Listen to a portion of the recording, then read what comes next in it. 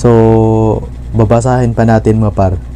Romualdez humiling ng pagpaliban sa ICI hearing para sa kanyang gamutan. Babasahin pa natin.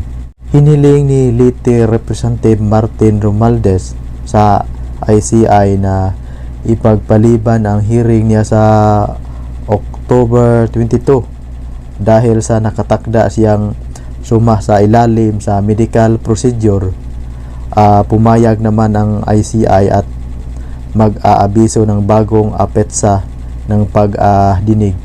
So magandang gabi po sa ating lahat, at lalo na sa mga tagapagsubaybay sa ating mga video, at sa aking mga viewers na hindi pa nakapag-subscribe, paki-subscribe naman mga par, para palagi po kayong updated sa mga video reaction natin.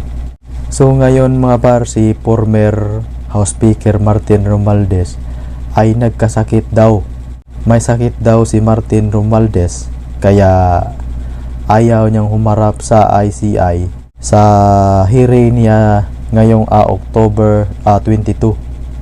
Ganyan ang teknik ng mga politiko mga par, lalo na pag malapit na po silang makukulong, magkunwari na may sakit po sila.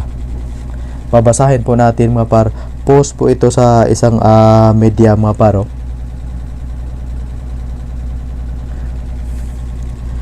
Post po ito sa Silib News Plus Report. Babasahin po natin mga par yung hiling ni Martin Romualdez doon sa ICI. Babasahin po natin mga par. Romualdez, inutusan ang ICI na ipospon muna ang hearing upang siya ay magpagamot. Magpagamot po si mga par, si Martin Romualdez. Kunwari may may sakit. Alam natin mga par na yun po ang mga teknik po nila. So babasahin pa natin mga par. Romualdez humiling ng pagpaliban sa ICI hearing para sa kanyang gamutan. Babasahin pa natin. Hiniling ni Liti Representative Martin Romualdez sa ICI na ipagpaliban ang hearing niya sa October 22 dahil sa nakatakda siyang suma sa ilalim sa medical procedure. Pumayag naman ang ICI at mag-aabiso ng bagong apetsa ng pagdinig. So ayun mga par. Nagkasakit na naman.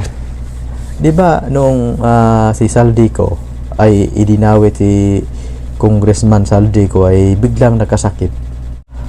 Kunwari may sakit si Saldico at nagpunta sa ibang bansa upang magpagamot.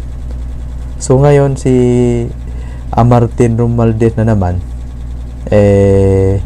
parang nagkunwari na may sakit para ngayon itigil ang kanyang hearing. Pero alam na natin mga par ang galawan sa mga ganyan nga mga politiko. Pag nalaman na sila ay nagnanakaw, pag malaman na nila ay sila ipapunta ng kulungan, magkunwari na may sakit. So pinayagan naman si Martin Romualdez mga par sa ICI upang magpagamot siya muna. So hanggang dito na lang tayo mga par, at maraming salamat at magandang gabi po sa ating lahat.